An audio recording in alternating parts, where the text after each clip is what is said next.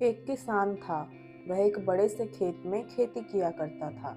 उस खेत के बीचों बीच पत्थर का एक हिस्सा जमीन से ऊपर निकला हुआ था, जिससे ठोकर खाकर वह कई बार गिर चुका था और न जाने कितनी ही बार उससे टकराकर खेती के औजार भी टूट चुके थे।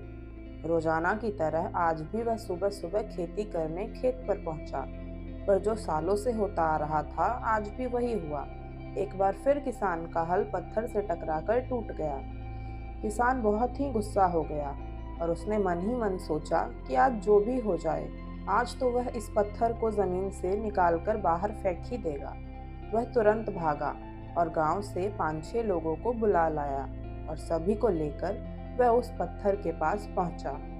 किसान बोला, मित्रों ये देखो, जमीन से निकले चट्टान के इस हिस्से ने मेरा बहुत नुकसान किया है और आज हम सभी को मिलकर इसे जड़ से बाहर निकालना है और खेत के बाहर फेंक देना है।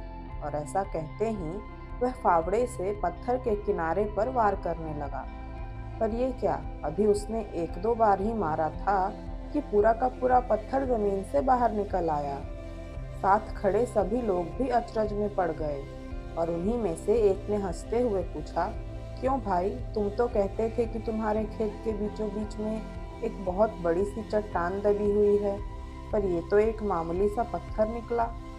किसान भी आश्चर्य में पड़ गया। सालों से जिसे वह एक भारी भरकम चट्टान समझ रहा था, दरअसल वह तो एक बस छोटा सा पत्थर था। उसे बहुत पछतावा हुआ कि काश उसने पहले ही इसे निकालने का प्रयास किया होता, तो न उसे इतना नुकसान उठाना पड़ता और न ही दोस्तों के सामने उसका मजाक बनता।